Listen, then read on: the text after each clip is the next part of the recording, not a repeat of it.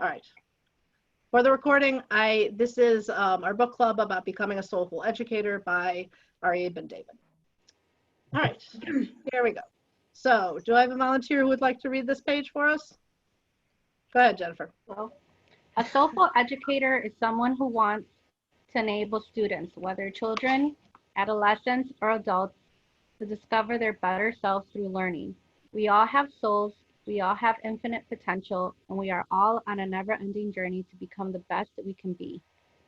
We are not there yet. Actually, we'll never be. All right. Anyone want to take a stab at what they think that means? What it means to you? I think we're perfect. I mean, can you say more about that? That it's the same, you know, feeling I always get as a parent. I will never be perfect parents. I don't know. I'm not born with that information. I don't know how to do it in a perfect way. I got my own personality. There might be sometimes clashing with my kids or my husband's personality and children and my students.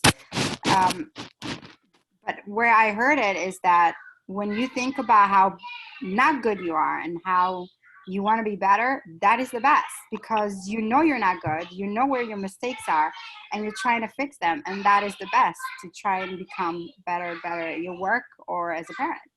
Terrific. Because it's a journey, right? We're all on this journey forever to try and learn and grow.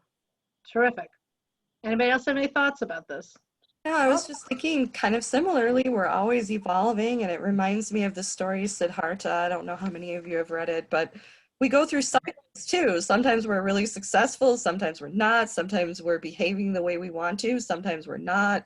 And you know, you have to be aware of those kinds of things. And if you're at a low point or bad point in your personality, you always try to elevate above that. I think for me, it's the second sentence that really resonates. We all have souls, we all have infinite potential, and we're all on that never-ending journey. And I think the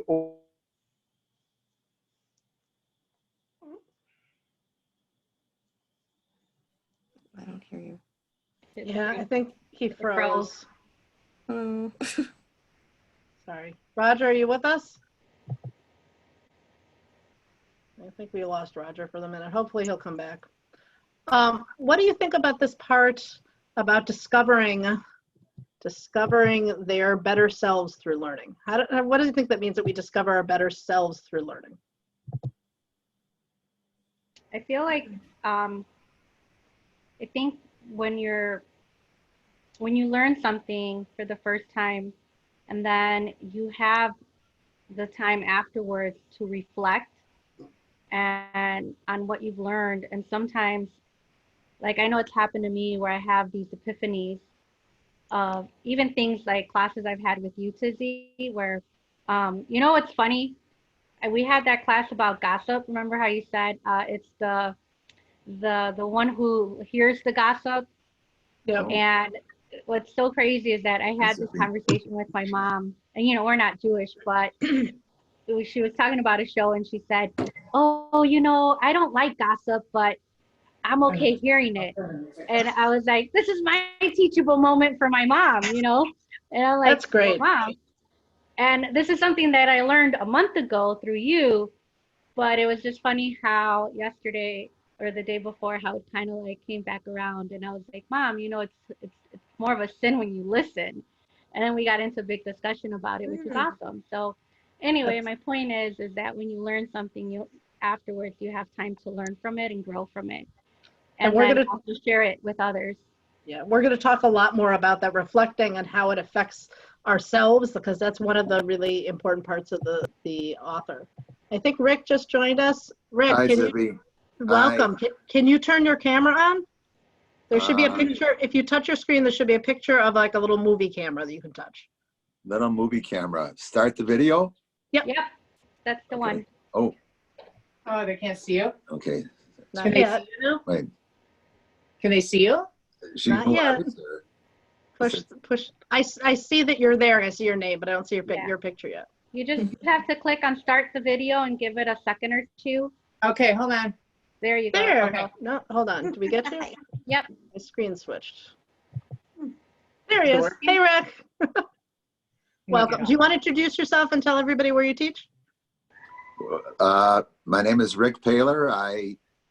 I'm a Hebrew tutor at the day school.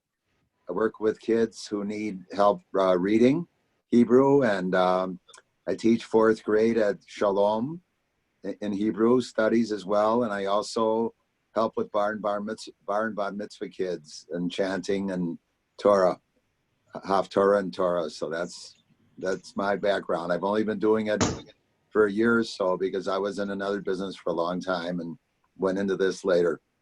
So. All right. Well, welcome, Rick. And Sippy was my teacher in Binah. We had a wonderful year. So Right. thank All you right. for letting me join, even though I'm late. No, we're glad you're here, and it looks like Roger's coming back on, which is great. All right, we're going to go to our next quote. Would somebody like to read this one for us?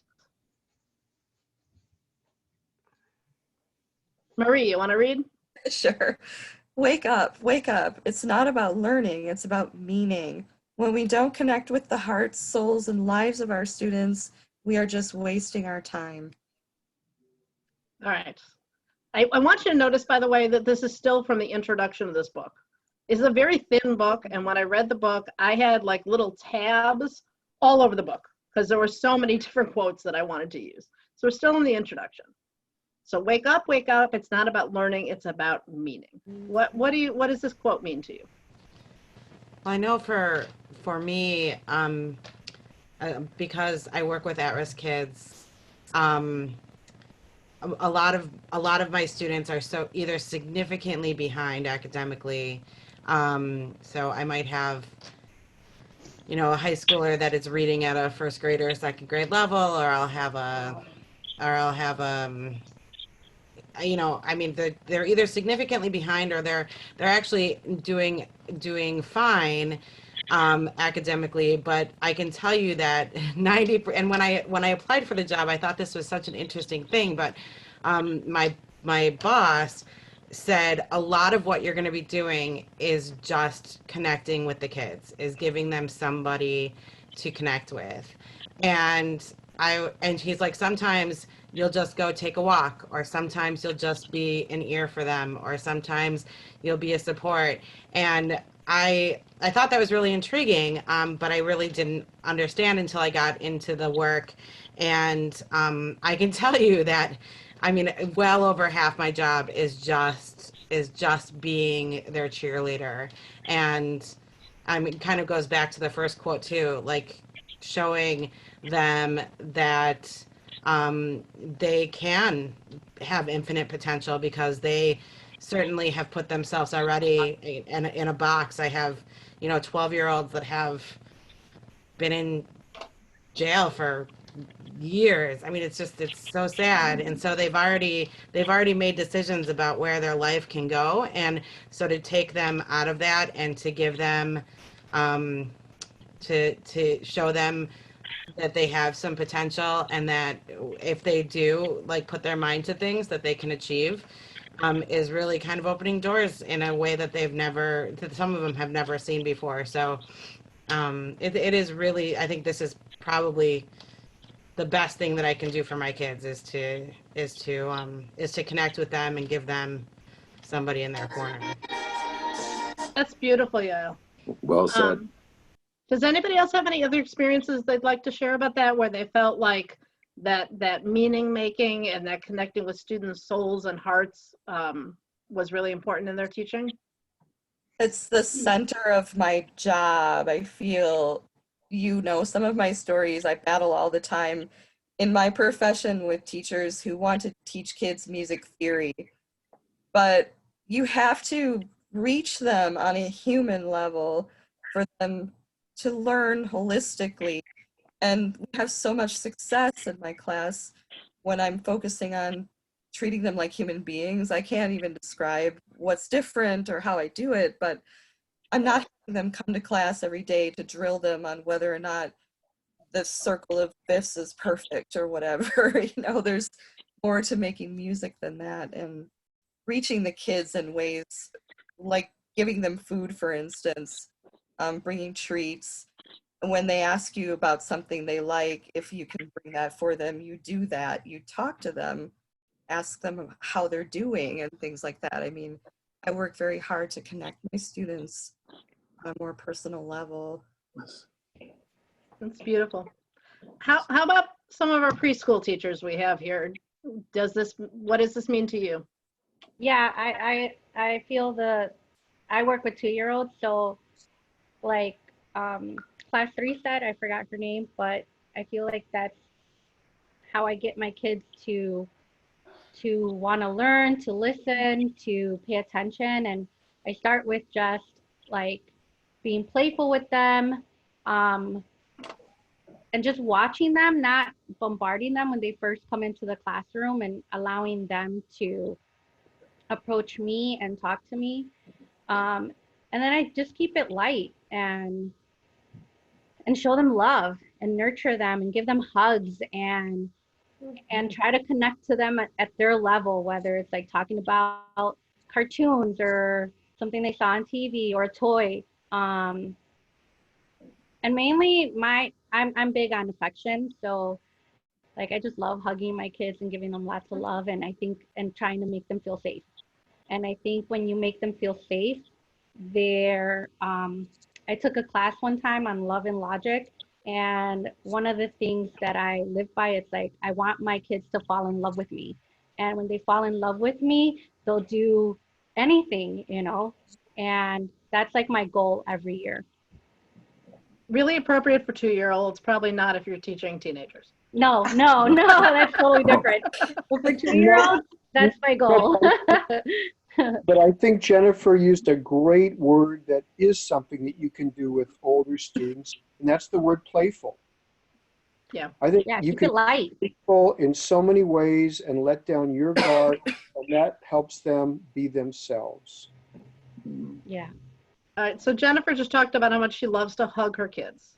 So now we're in a situation where we can't hug our students. So how do we connect with their hearts and their souls from a distance? I think you just showing, you know, the way you talk to them, you really care about their lives. You really care about them. And it's not just what you're teaching, but that you want them to be successful in whatever they go into. And, you know, it's just when they say meaning and not learning, you really want them to feel that you care about them and you really want them to do well, you know, and at whatever level they are. And I think for me, being able to work one-on-one with kids is a special experience because, you know, to see how they can grow and to see how they're doing in the rest of their schoolwork and so forth, it's very rewarding when you see, you know, how they progress. So I've been on so many Zoom calls and webinars since we started working at home, I can't even count them. But a lot of the conversations between educators has been, what is the balance right now when we're teaching online between content and, wait, how did we get here? And meaning. Like, how do we have that balance between the social emotional learning and the academic learning? And most of the educators I've been talking to are working in supplementary schools, and they all have been focusing on the relationship building, the connection, the meaning making, much more than the content. I'm guessing day schools, because they have, you know, curriculum they need to get through, just like the public schools, are focusing more on the curriculum. But I think it goes a lot with this, right? With the meaning making and the connecting to the hearts. So what ideas do you have of how you can do that when we're not in-person learning? How can we connect with these kids individually with their hearts?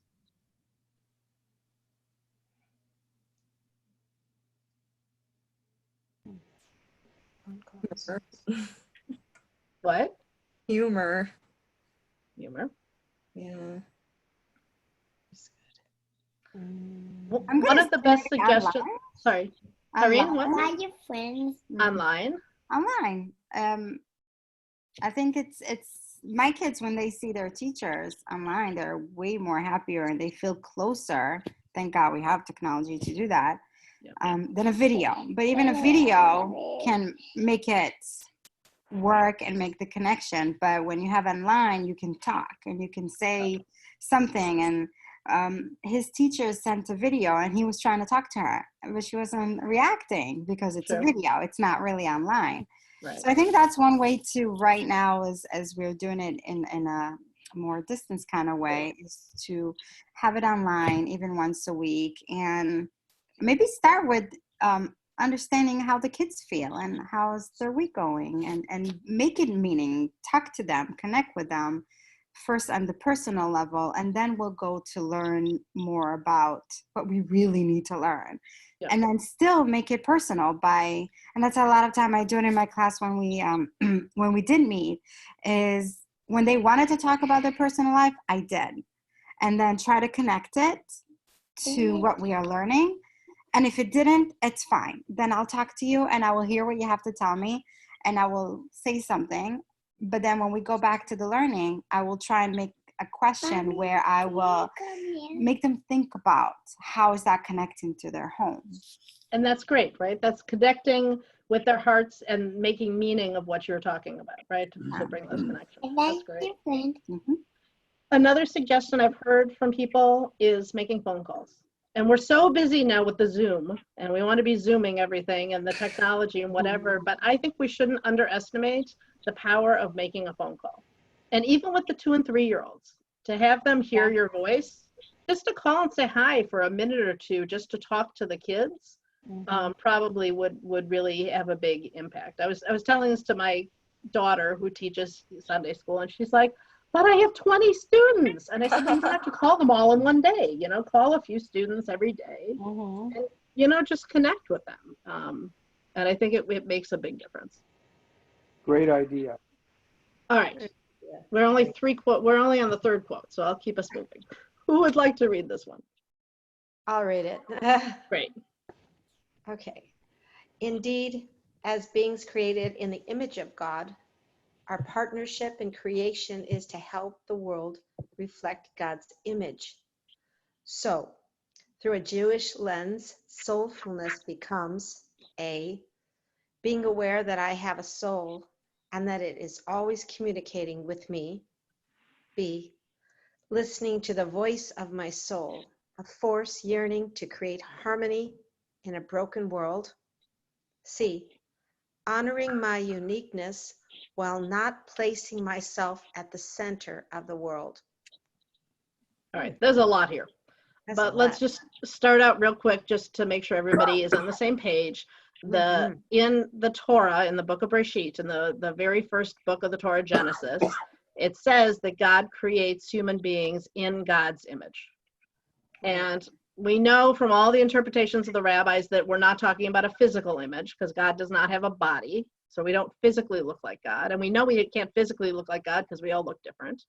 But that our souls are like God. And that our job in life is to strive to be as God-like as we can in doing kindness and being merciful and being good people. So it's this idea that we have a soul and trying to listen to our soul. This book talks a lot about listening to your soul. We'll get to see in a minute, but what do you think it means to listen to your soul? Try to do the right thing. Listening to your gut, like Yeah. or that little voice that tells you be careful or watch out, and that voice that we sometimes ignore, to listen to it, because I always say that's God talking to me, and sometimes I ignore him and sometimes I listen, and when I ignore it, that's when something bad happens. So I think it's little Jiminy Cricket, Yeah. voice in our head, right? All of you who are old enough to know what that is. Yeah, Right. Yes, I've gotten yes. better at it. I listen to that voice a lot more now as I've gotten older. Do you think that the coronavirus and being home and our schedules being so different gives us a unique opportunity to listen to our souls? Yeah. Yeah. I think so. I think that I find I have more time to, I mean, I try to keep myself busy at home, but then I have those quiet moments where I'm just in my thoughts. And I think a lot about like my mother. I think about my friends. I think about, I even think about maybe where I've gone wrong in certain areas in my life. So I feel like it's, it's like I've had to stop, and because I'm not go go go, where it's not like, okay, wake up, I got to go to work, take my daughter to school, then I'm at work with the kids, and then I get off, and it's like I have maybe 30 minutes, and then I got to pick up my daughter, and I got to feed her, I got to do homework with her, I got to give her a bath, and it's go go go, right? And I feel like lately I've had some time to just sit and reflect on life and where I want to be. I do want to say that I recognize that life looks very different for everybody right now. Some people are still working outside their houses. Some people are working from home and working hard. Some people have a bunch of really young kids, and that's keeping them busy night and day. So I recognize that some people do have a lot of time on their hands and other people don't. So I don't want to generalize too much, but certainly our lives, I think all of us, they look different right now. Yes, I think, having this uncertainty hanging over your head certainly puts you in a position of, what's the future going to be? How is this going to, end up? How long is it going to take for it to get back to normal? And there's a lot of uncertainty. I think that leads you to reflect a lot on your life, what you can be thankful for, even though all this service is going on around you. You think about all the good things that you have, and that your family as well, or whatever, and you worry about them. But I think that's a way of reflecting on your soul too. For sure. For any of you who don't know the word Saurus, it is a great Yiddish word. It means troubles. Good word. Okay. What do you think this last piece means? Honoring my uniqueness while not placing myself at the center of the world. Don't be a narcissist. Be a narcissist. Good. But it doesn't just say don't place yourself at the center of the world. It starts out with honoring my uniqueness. Yeah. I think it's to recognize that each of us, like each of our students, is created in the image of God. That no one has ever been like any of our students before. No one has ever been like us. And yet at the same time, everyone is equal in the eyes of God. Beautiful. Roger, that's so wonderful. It reminds me of a text from the Talmud from Rabbi Bunam that says at all times people should carry a note in each of their pockets. And the note in one pocket should say, "For me, the world was created." And in the other pocket, it should say, "I'm nothing but dust and ashes." And then it goes on to say, at the right moment, you'll know when to take it out and look at the note. So when we start to feel Great. too full of ourselves, we remember we're nothing but dust and ashes. And we're starting to feel bad about ourselves, we remember that the world was created for our sakes. Nice. Good. Oh, beautiful. All right, next one. Who would like to read this one? I'll read it. Thanks, Roger. In Soulful Education, there is a simple question that connects caring for students with listening. Is there anything more you would like to add? It is a question that reflects the willingness to simply be there for the other person. Is there anything more you would like to add? So those of you who have been in Bina with me have probably heard me say this quite a few times. It was probably one of the best things I learned in MTEI. And I actually had a Zoom call today with MTEI, with the people I learned with. And the woman who was facilitating the group on Zoom, I noticed paused a lot.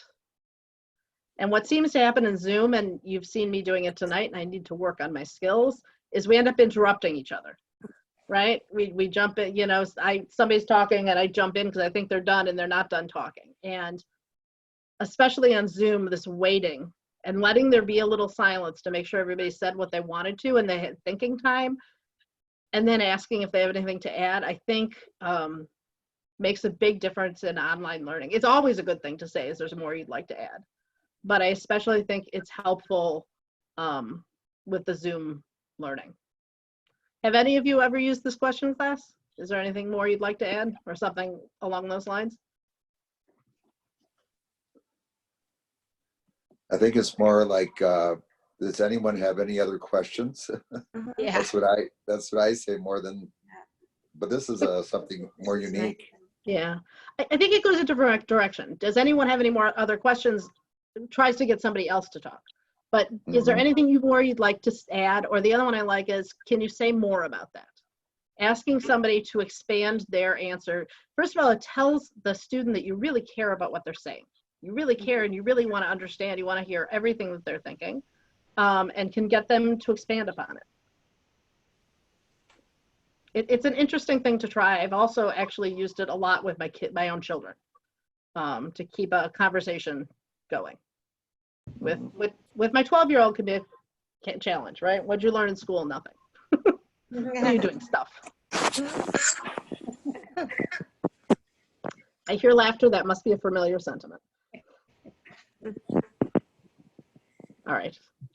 Oh, I went back. Okay, this is one of my favorites. Who wants to read this one? I'll do it. It's a short one. Great. Our students will never be more present than we are. What does that mean to you? I'm not sure. I think I'll base it off of my experience. I feel like as a young student, I didn't think it was so important at the time, but I find that now as an adult student, I'm more present, and I find all of these lessons, classes to be very important, and I'm more present in my classrooms than when I was like elementary school or even in my 20s. So I think maybe that's what it means. For me, this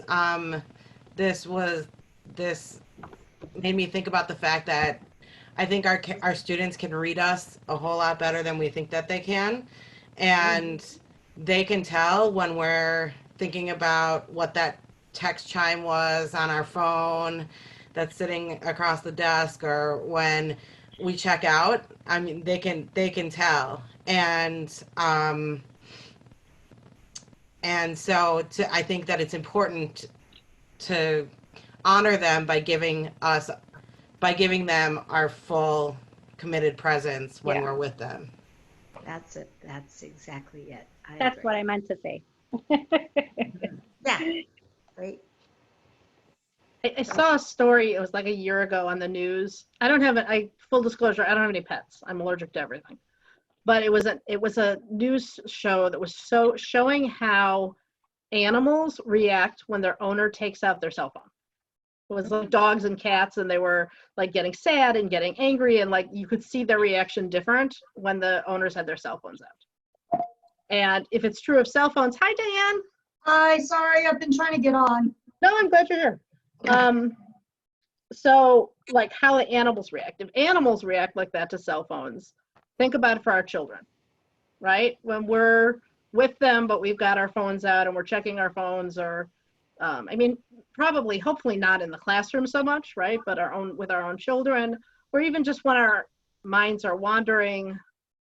If we're not present, if we're not fully there, the students aren't going to. Yep. How does this tie into online learning?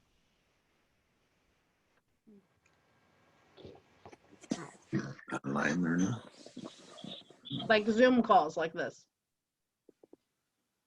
I feel like even now, kids walking around, kids coming, so you're not 100% focused. Things are happening around compared when I'm in a classroom, I'm with my kids.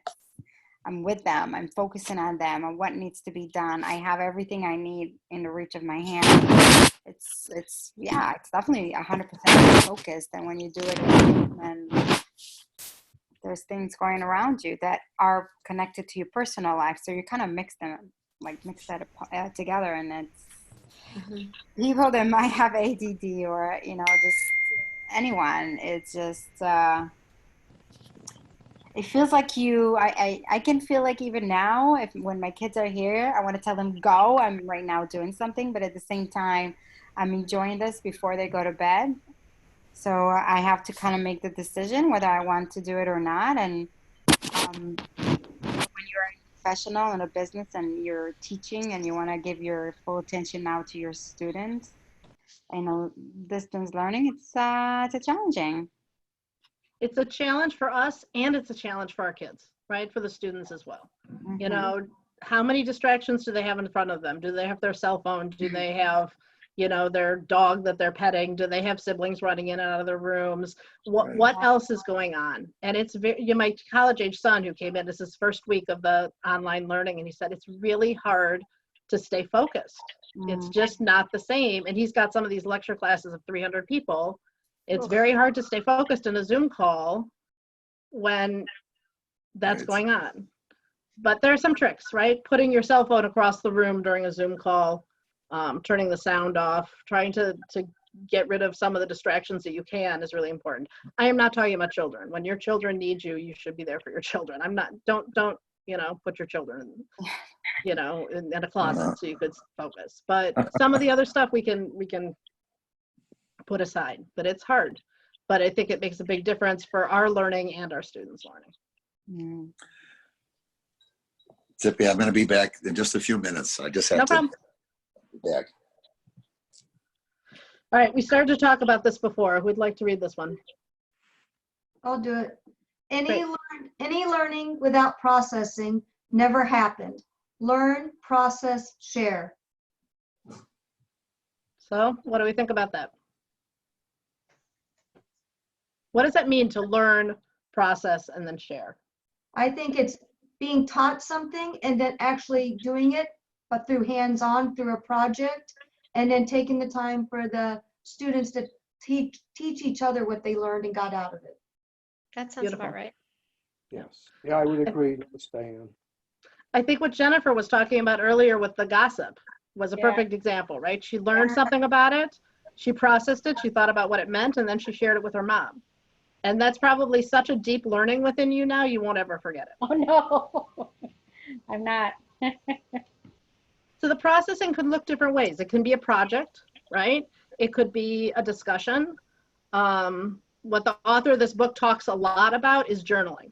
He gives his students a lot of time to write in journals and process what they're learning that way, to really help them understand how it relates to their own lives. So it's an interesting approach. Like digesting the food. Yeah.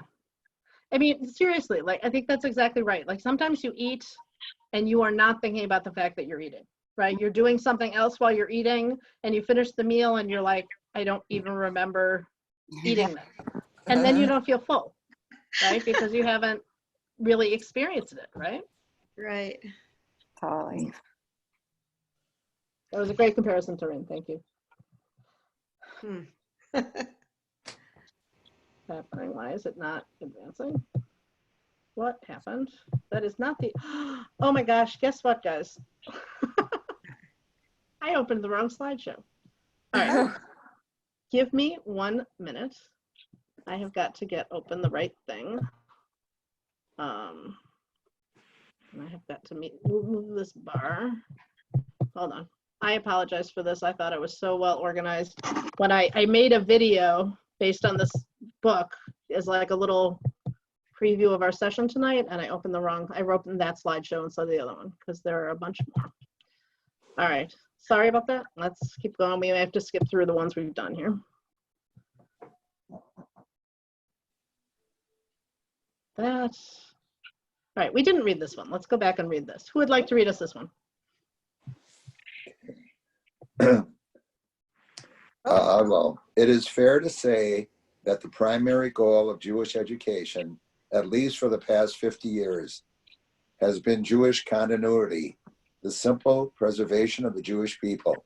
In practice, this resulted in a focus on education for the sake of identification, fueled by the losses of the Holocaust and the fear of assimilation. There was an understandable focus on preservation through familiarity with Jewish history, tradition, and philosophy. So I don't know how many of you experienced this in your Jewish education, but me growing up in Milwaukee, this was the strongest message I got. The message I got over and over and over again in Sunday school was, you need to be Jewish because of the Holocaust, and you need to be Jewish because of the state of Israel. And that was it. That was like the reason to be Jewish. And it leaves out a lot, right? You have to be Jewish so you can identify with the Jewish people. But the question about that is, why is it a good thing to identify with the Jewish people? I had a parent ask me this, I don't know, it was about a year ago. I met her for coffee and we were talking, and she said, over and over again, the schools are telling me that I need to keep my daughter involved so that she identifies as a Jew. And she said, and nobody's giving me a reason why it's important to identify as a Jew. And I think that that's what this quote is getting at. So if the purpose of Jewish education is not just Jewish continuity, not just to continue to be Jewish so you identify with other Jews, then what is the purpose of it?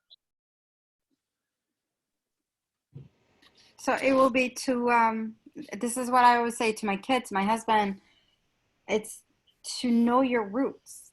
You cannot grow a healthy tree if the roots are not set in the ground and are healthy and strong.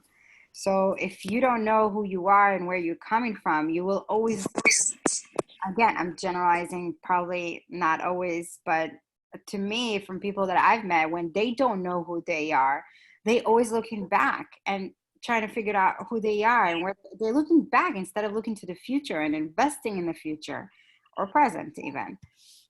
So I feel like that it's not just to identify yourself as a Jewish, but is to be strong as a person, as a Jewish person, and growing up to be a strong person, a better person in your Judaism, in your life. And you got to have that strong root. So it's starting from the learning, from doing all that. So I hear you saying two things. You'll tell me if I got this right. I heard you say that you need strong roots. You need to know where you came from, but that also you talked about being a good person, right? So there's something we're learning from Judaism that's beyond just where we came from, but it's about the kind of people that we want to be. Yes. And it's not just, I mean, you can find that in any religious. It's not just Judaism telling you or teaching you how to be a good person. But I feel like that if you are not, if you don't have strong roots, it's just going to be rotten, and it's going to be weak, and everything will be easy to maneuver and move around, and you're not going to be focused and strong. So I don't know. I'm just saying it, but I feel like if you are not strong in your identity, you're like a leaf in the wind, and anything can. So to support what she's saying, I'm not Jewish, but I think what you're trying to say is, like, for example, I'm Guatemalan. My parents are Guatemalan, but I was born in the United States. So growing up, I felt lost in my identity, because my mother would tell me, "Oh, you're American. You're not Guatemalan. You're American." But American people saw me as a minority and would say, "You're not American. You go back to your country." So I felt like I wasn't not from here nor there, right? So I felt like, where do I belong? And but as I got older, my relationship with God got stronger, and that's where I found my identity and my strength was in God. So I think that's what you're trying to say. So I feel like I'm an example of what you're saying. And now working at Ganami, like, I see the similarities with my religion, Christianity, and Judaism, and I feel like it's all the same. We believe in God, and I've learned so much working at Ganami, and I love the Jewish religion as well. So I feel like I have the best of both worlds. So it's the roots, and it's the making the meaning. Sorry, go ahead, Roger. I keep reading this, and I feel as though the author is setting up a straw man. I find it hard to believe that Jewish education has not always been the last part of the last sentence, familiarity with Jewish history, tradition, and philosophy, spiritual values. Why? Because we have a covenant with God that we are enjoined to preserve. I think what the author would say, and it's not really in this sentence, but it's other places in the book, is that it's not enough. It's not enough just to have this connection with Jewish history, tradition, and philosophy, unless we can make the meaning personal in our own lives. So if I can look at the story of Pesach, the Passover, and slavery and freedom, and then I can think about it on how in our lives we get enslaved to whatever it is, technology, you know, sports stars, whatever it is that enslaves us, our jobs, and how we can find freedom from those things. And then so then we can make meaning of what happened in Jewish history and of these holidays in our lives, that is a better use of Jewish education than just learning the history in order to learn the history. Does that make sense? Yes, I understand what you're saying. I believe you're saying that there is more to this than what the author is suggesting. My sense is it's always been there, that familiarity with history was not to leave it in the past or tradition in the past. It was to take it into the present and the future. But I appreciate your interpretation. I think if Jewish education is done well, it is. I'm not sure it's always done well. I'm not sure that that personal meaning is always made by all teachers, but certainly teachers who are teaching well for sure do that. But I think that's what he's getting at. Oh, good. Thank you. I think, if I may add, I think one of the things that we learned, in addition to being, you know, part of the Holocaust and, you know, deal with assimilation and everything, is that the Jewish people were always supposed to be a beacon of how to live the correct life. We were the ones who really showed with our 10 Commandments and everything else how people should act and live, and that should always be ingrained in our education for our students, that we are supposed to show the way on how to act. And that brings back to personal meaning, right? Here's why you should be Jewish, so that we can be a light unto the nations. Right. Excellent.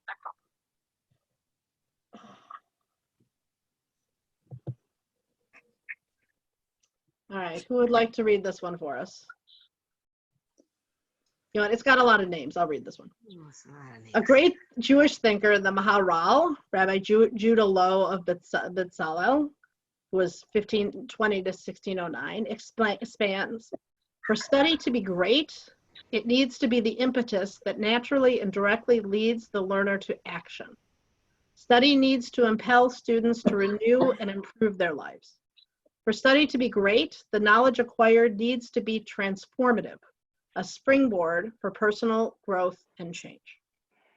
So this is giving an alternative reason to learn, not just to learn just to know our roots, but what is the purpose of learning according to the Maharal?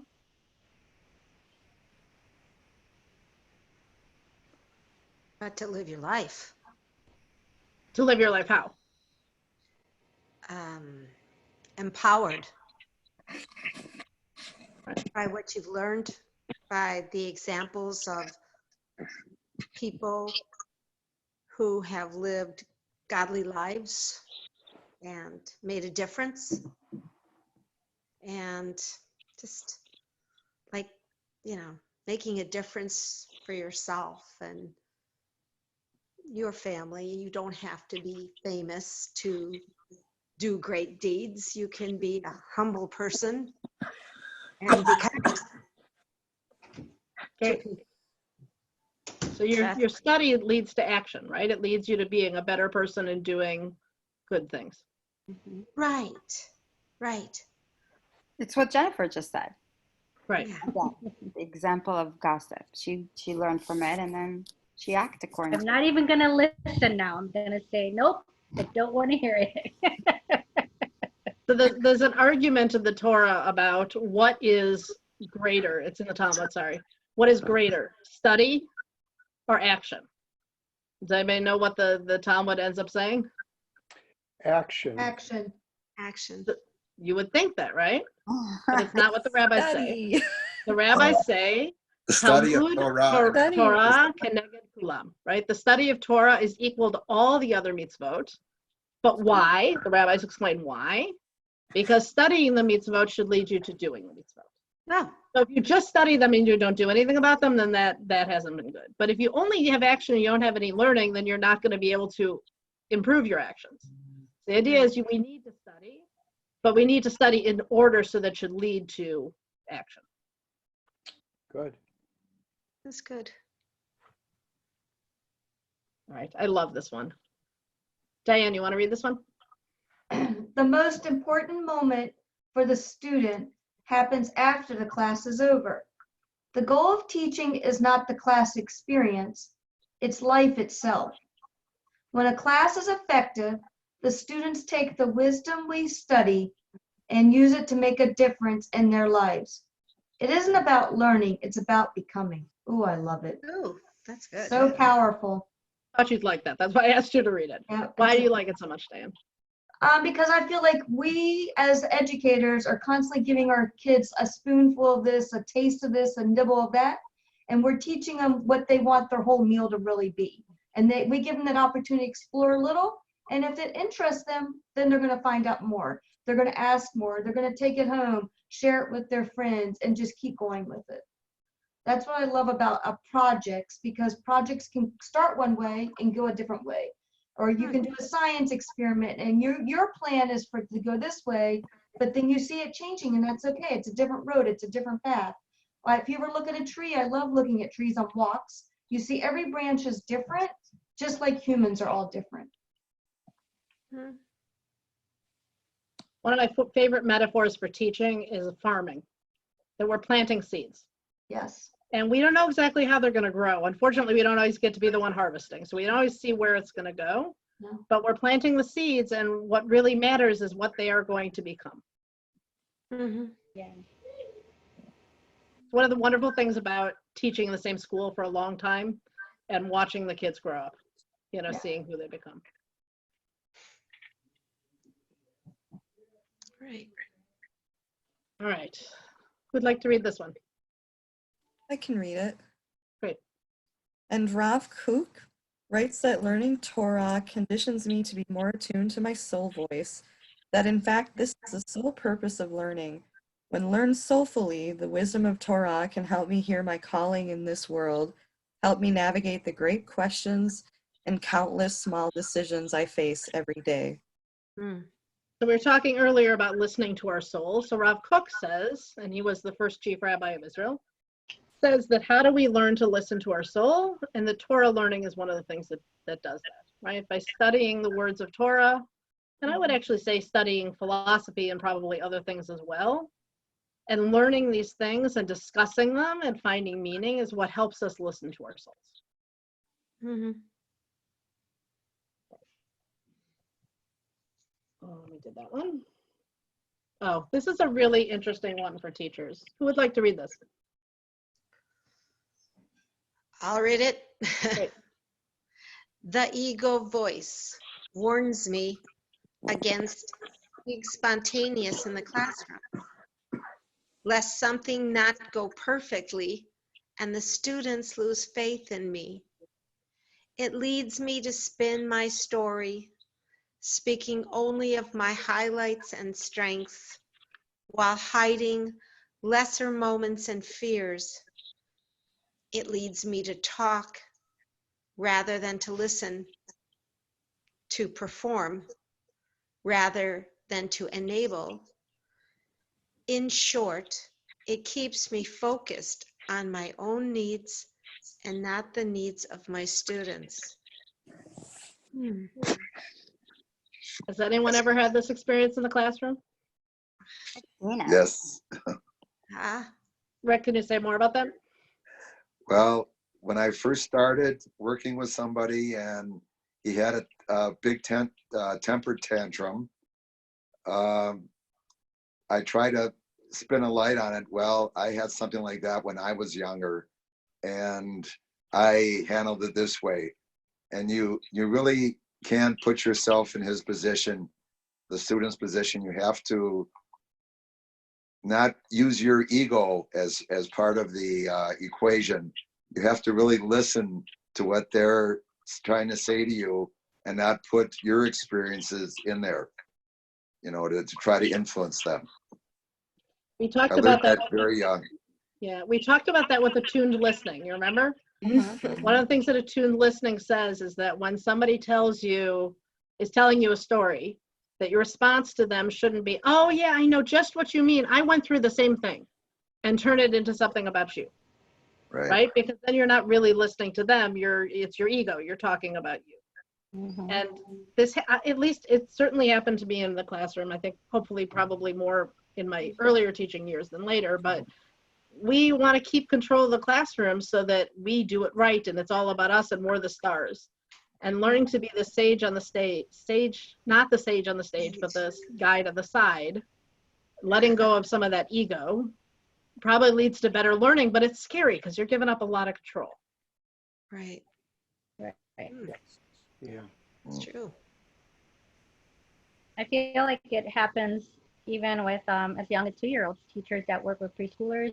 I think in the beginning, like when a child gets hurt or something, right away you say, it's all right, and it's not. Like I think it's more important to validate their emotions even at 2 years old. Like, it hurts, it's okay if it hurts, or you're sad, it's okay to be sad, instead of wanting to calm them down right away. Like, let them feel their feelings, right? So I think even preschool teachers, we go through it, and we have to kind of take a step back and validate them as well. That's really beautiful. I like that. Mm-hmm. Great. Did we do this one? No, I don't think we did this. We'd like to read this one.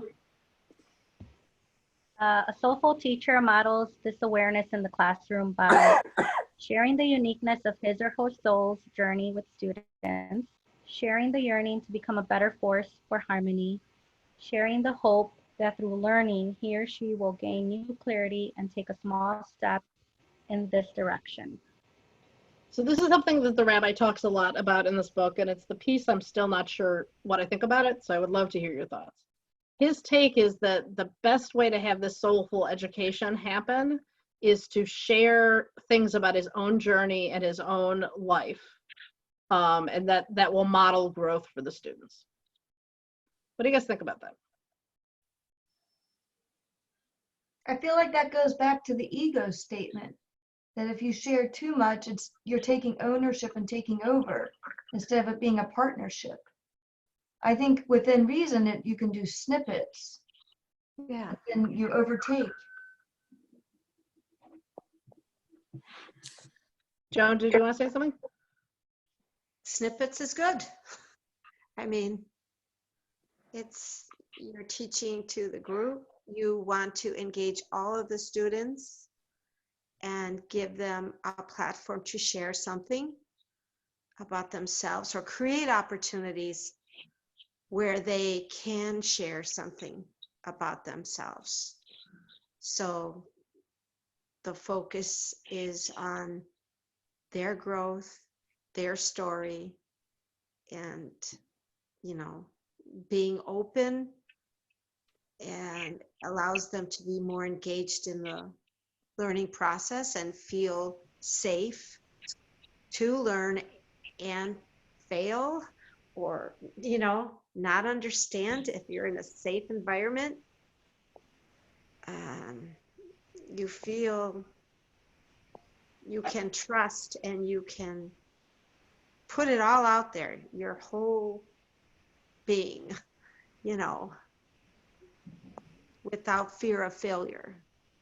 So it's a balancing act, huh? That on the one hand, when you model making yourself vulnerable, it might make them feel more comfortable making themselves vulnerable. But if you start to talk too much about yourself, it becomes this ego thing and the whole thing becomes you talking. So it's knowing when to share and when not. Right. I was just going to say, sometimes you might have something that happened in your history that could be very, very important for them to hear at that time. Right. That, but to make it that a focal point is not what you want to do. You want to just occasionally throw something in that might, having a life experience might help them see things a certain way. You know, if they hear from somebody else, it's possible. I think this is also true for us as parents, right? I think these family stories are really important to share with our kids, but we want to be able to listen to them too. Mhm. Can I make this slide applicable to what's going on right now? Please, Diane.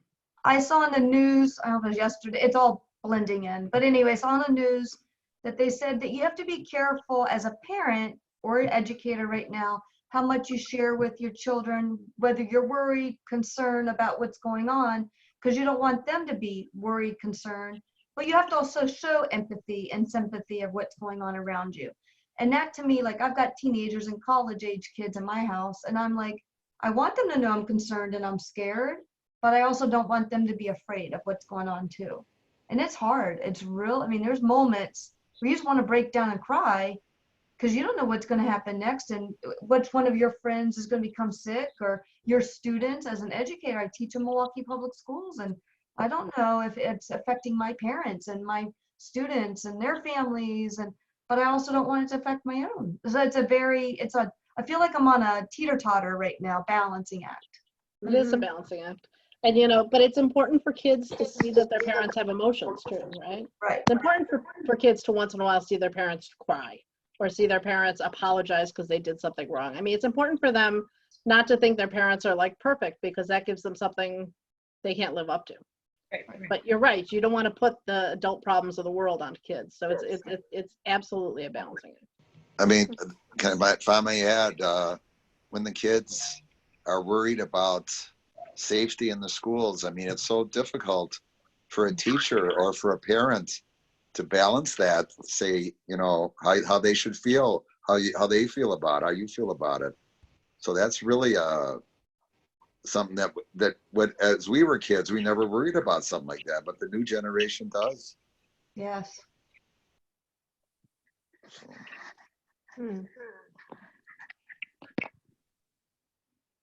So one of the things that the rabbi talks about, the author of this book, is plucking my soul strings, which is very poetic. Who would like to read this one? Marie, you want to read? Sure. How do I, the teacher, pluck my soul string? Personal honesty. I talk openly and honesty about, I got you guys in the way here. Hold on. Why the subject is deeply meaningful to me and essential to my journey. Work in progress. I talk about how I am a work in progress and how this subject is critical to my personal growth and becoming my best self. Futuristic. I share my personal struggle regarding the topic, how I need to work on this aspect of my life, and how, I can't see it. Our learning will hopefully be helpful for this. So this is another place where I don't know, I have mixed feelings about what he says, right? He wants the kids to get emotionally involved with the text, and so he models it. And again, I think his model is that he's gonna bring up all this stuff about himself before he even looks at the text, in order to get the students interested. And I don't know. It's the part of this book I'm not sure about because I'm not sure if it then becomes too much about the teacher. But I do think that talking to kids and saying, you know, I'm growing, I'm learning, I'm still in process is a great message. But I'm not sure if it could become too much. I guess it would depend on how often a teacher would do this. What do you guys think? I'm very curious as to what level of students he teaches. I think it's Or- mostly high school kids, like middle school. What is he really making it applicable to? Like to go what you're saying, Roger, is this for all students or just one age range?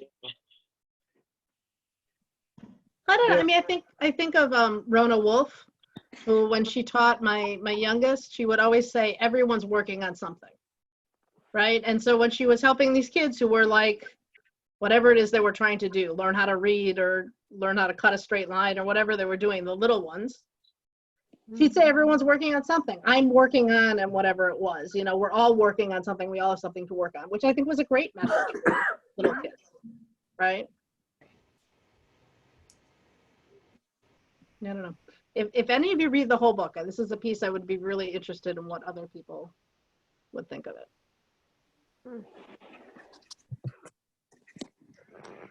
This is a really important message. Oy, oy, oy. And I went past it. Who'd like to read this one?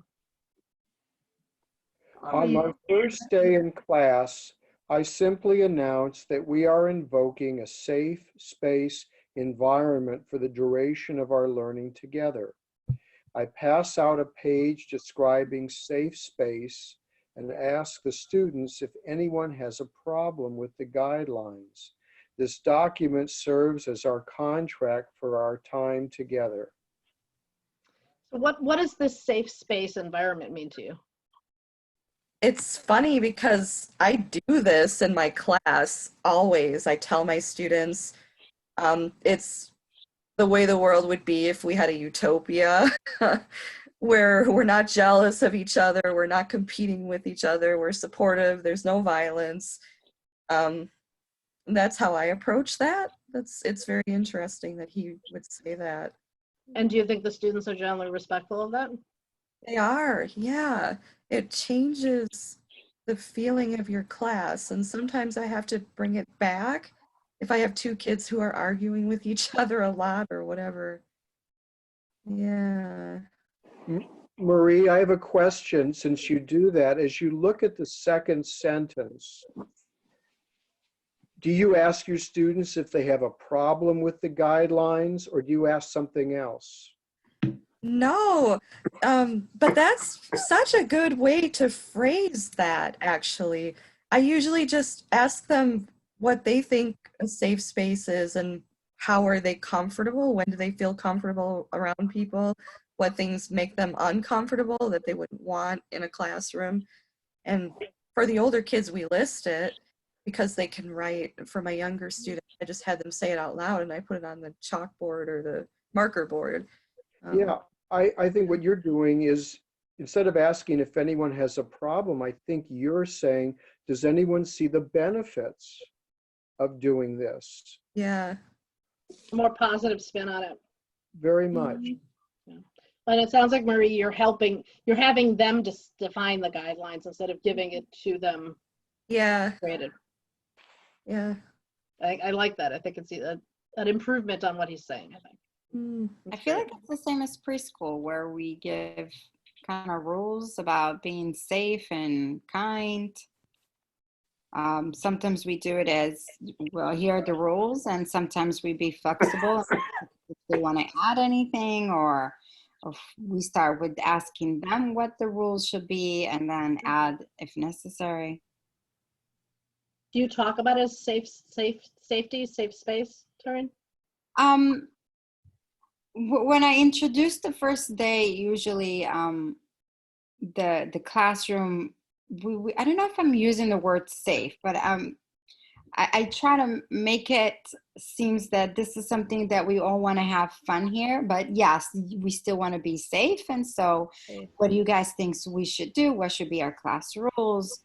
Sometimes I will add the book to make it more kind of like a fun way. The Michael's Have No Rules book, and we discuss about it and you know, try to connect it to their house, which goes back to what we were talking about before.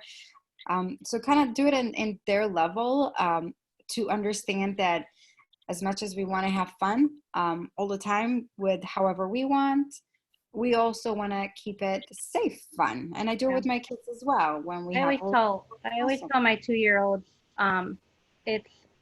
it's my job to help you be safe, and it's your job to be safe.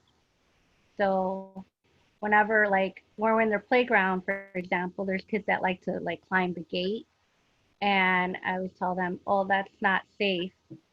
You have to practice safe skills, and so I do use safe a lot, and then they get it. They eventually get it. Like, what I like about the safe space idea and the guidelines is it makes it sound like whatever rules there are for the kids' benefit. You're not following the rules because I'm the teacher and I say so.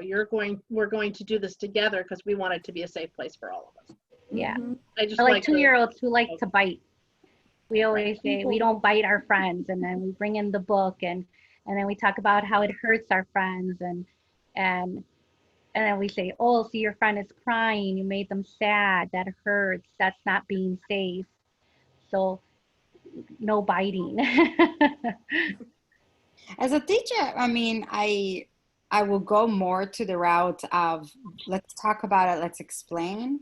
But if I do have to as a teacher and definitely as a parent, I will say it is because I said so, and this is what you need to follow. Because if we are trying to compromise with our safety rules, then we're not being safe. So then if you don't understand it and we explain it and we read books about it and we did art and everything we could to explain, and it doesn't go through, or a child just wants to do it his way or her way, then yeah, we'll say, well, I'm the teacher and you're the students and you need to follow as I ask. I do it as a parent as well. If my kids were like, why? Well, this is something we learn in Judaism. Sometimes we have mitzvot that we don't understand. We just follow because God told us so. That is it. So we do it. Yep. I love that. Thank you. All right. All right, this is terrific. Oh, I keep doing that. Every time I say it's terrific, then it disappears. All right, this is a long one. Somebody want to read a long one?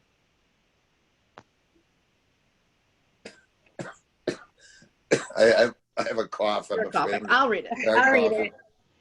Soulful education requires that we love our students and posits several paradigm shifts in how to do this. Soulful education is about relating to students as souls. My love stems from my awareness of each student's infinite worth and potential.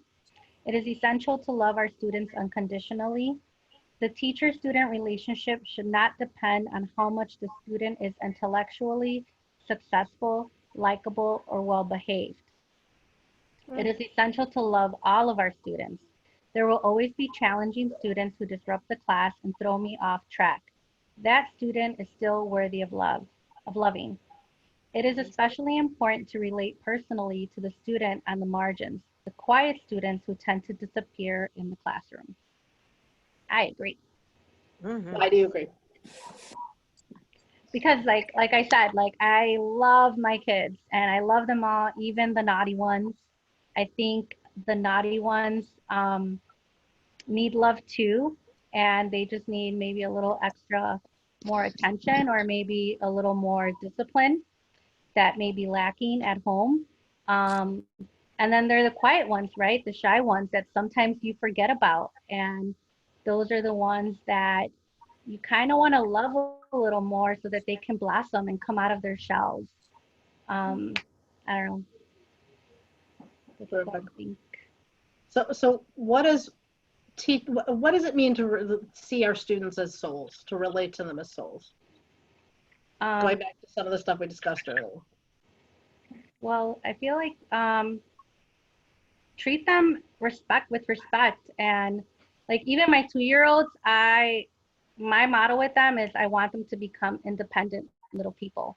So I try to teach and I speak and I talk to them like I don't baby talk to them. I just talk to them like I would a normal person. I give them direction. I ask them questions. I encourage them, whether it's to wash their hands, clean up, put on their coat.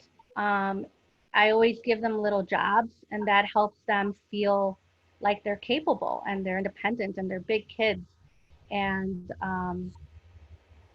yeah, I don't know where I was going with that, but yeah. It's very, very Reggio. Yeah. Very Reggio.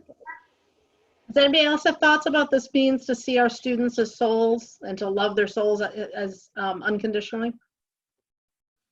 This is connecting to what we've just talked about. We're all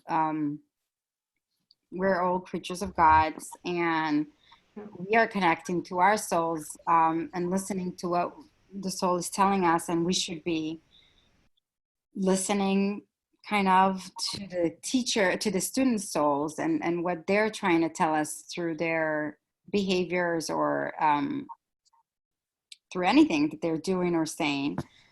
and that we should as treat them with respect because they are people with souls, whether they're 6 weeks old to 99 years old. And as much as we are listening to our souls and what they're saying, what our soul is saying, we need to do the same with them.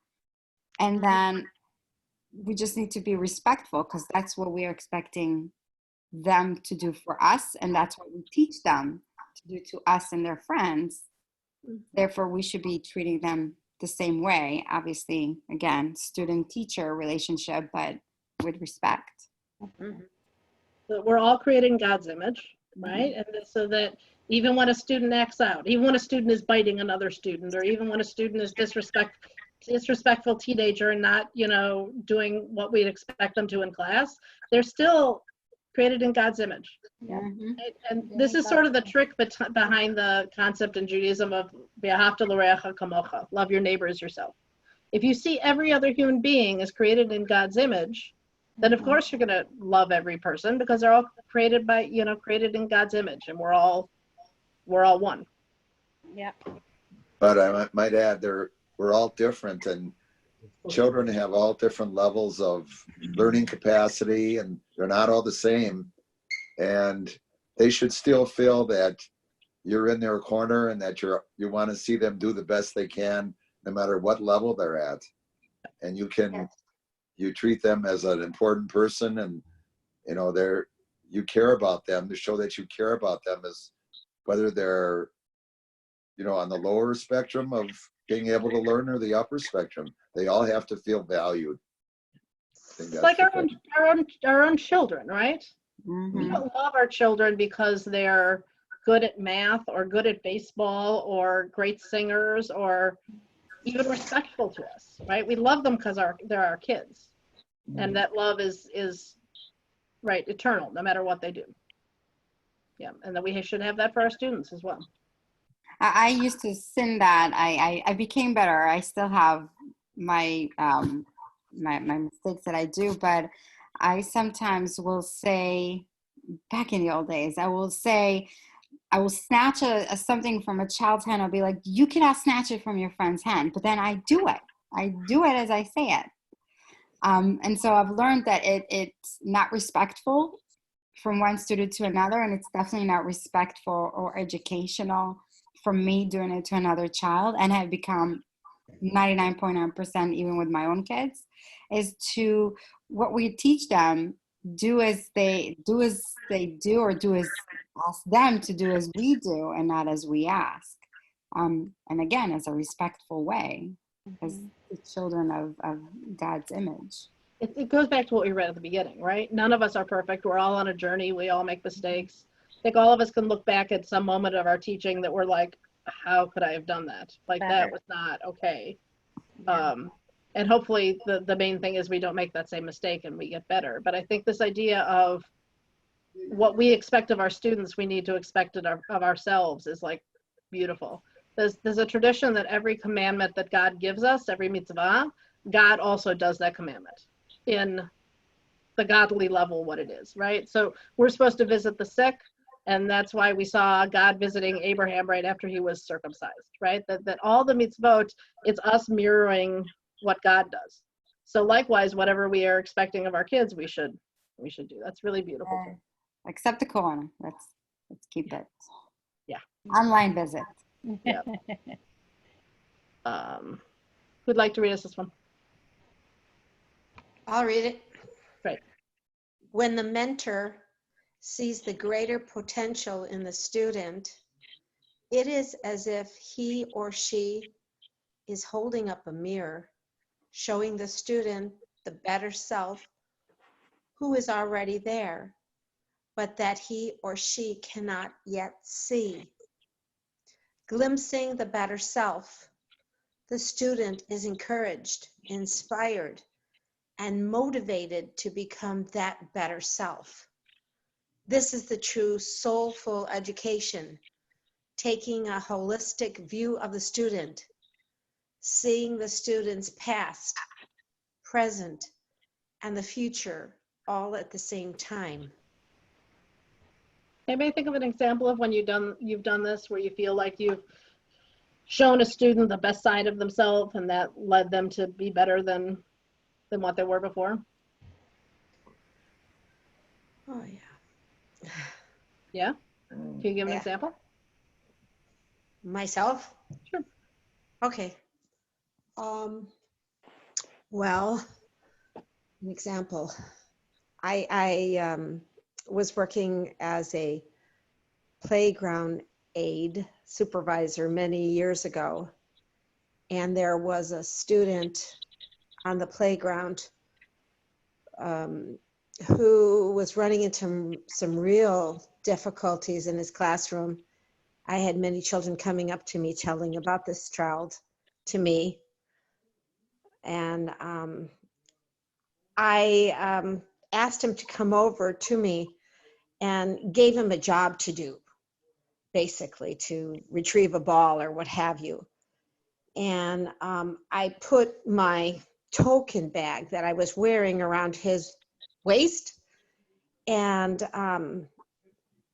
kind of, you know, if the kids at that time wanted to earn a token, they'd have to do a little good deed. I would ask the kids to ask him, tell the child what they had done that deserved the token, and he would hand it out to them. So after a while, and it wasn't long, his whole perception kind of himself had changed, because all of the students' perception of him had changed. They wanted to be his friend. They wanted to come up to him. They wanted to get that token. I mean, it kind of empowered him. And they'd come up to me and say, hey, I want a token. I did this. I said, talk to my associate. Talk to my helper. They'd have to go through him to get the token. And it changed his life, I think. I saw, and after a few months, like 3 months, he was ready to go out on his own and play. He didn't need to help me anymore. This teacher came up to me, the principal, whatever, and said it had made a difference in his life. And I felt really happy for him, you know? And I was glad to make a little small thing make such a big difference, you know? Something small I could do to help him made a difference. And felt great about it. I guess I was his mentor. That's You know? an amazing, amazing story. Great story. Oh, Great story. thank you. Amazing. Thank you. It's the little things. Yeah. That's not a little thing. That's a big thing. That's a Well, it very, was a little thing that made a big change. Yeah. It's amazing. Awesome. Thank you. Thank you for sharing that with us. Wow. Yeah. You're welcome.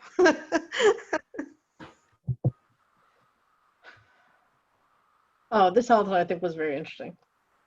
Who would like to read this one? When I learn from myself, my focus is to master the text and to go as deeply as I can. But when I learn material in order to teach it, I have a very different mindset.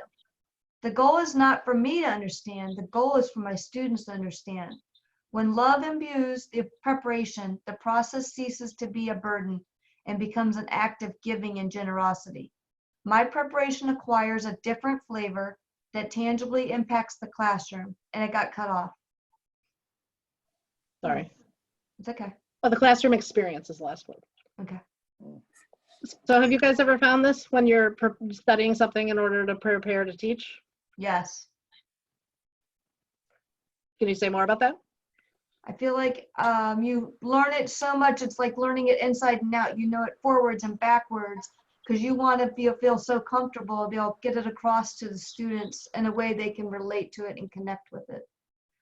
And if you prepare it enough, you'll be able to share it in different ways and make sure that they can see it in different ways too. And your passion for what you've learned, I think, probably makes the students more enthusiastic about it. Mhm. Right. Yeah. Or engaging. Yeah. Zippy, I apologize. My phone is dying. Hey, Roger, I'm really glad you're able to join us. Thank you all so much. Take care and be So, safe. Raj. All right. Bye. Care. Bye-bye. Bye. Bye. What do you guys think? Should we do a few more, or are you guys tired? I'm good. You're good? All right. We'll keep going a little bit, and you guys let me know if it's getting to be too much. Who wants to read this one? I'll try without coughing. Okay. Although classes provide a regular framework for cultivating a relationship, I think, loving students does not end when the class is over. The class is the stepping stone for what happens in life. And the real goal of teaching is not just the class, but also what happens in 1, 2, or 5 years. Classroom interactions can ignite a relationship that lasts for years. I have students who still contact me 20 years after we first learned together. We have all forgotten everything we learned in that classroom, but the relationship forged there provides support for a lifetime. Although I was probably the least knowledgeable teacher on the staff, my students knew that I cared about them for who they were, not just for how they performed, and that made all the difference. Yeah. When you guys think back to your favorite or best teachers you ever had, is this true? Do you remember the teacher and the relationship much more than what you learned from them? Yes, Yeah, for sure. definitely. It's what made me want to be a teacher. Mhm. I think that's true for a lot of teachers. That one great relationship with a teacher made them still want to teach. Yep. The best teacher I ever had was a teacher at Good Hope School. I actually had him for multiple grades for gym, and then he became a classroom teacher in 5th grade. And his name was Mr. Best. And my sister also had him and loved him. I think everybody loved him. He was like, was him. He like cared about the kids. He cared about the relationship. So my sister now works in Seattle, and she works at the airport doing security stuff. And she was checking a name, and she saw the last name was Best. And she's like, I had an elementary school teacher in Milwaukee named Mr. Best. And the guy's like, that's my brother. Wow. Oh, And she told him how wonderful of a teacher he was and what impression he made on her. And he's like, I hear that all the time. Wow. Wow. And so it wasn't just my sister and it wasn't just me. He clearly built these relationships with students year after year after year. And the lives he impacted are probably Wow. millions, right? I don't remember any specific subject that he taught me per se. But I remember the relationship with him and feeling very lucky to have him as a teacher. mhm. And I think this goes back to our Corona teaching, right? Whether we're trying to balance content versus relationship. If our kids at the end of this virus remember how much their teachers cared about them, it's gonna be much more important than how many of the rules of Pesach they learned. Right. Specific information, I think. Yep.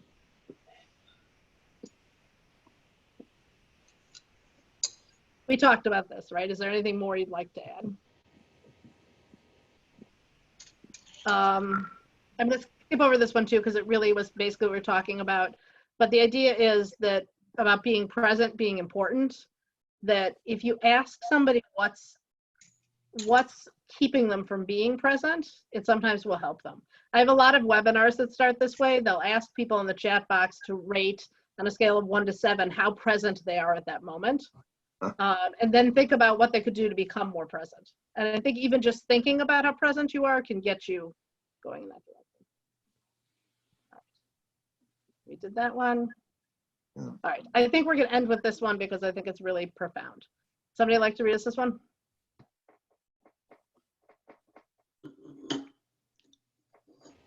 Years ago, I composed this short saying to help me transition into the moment.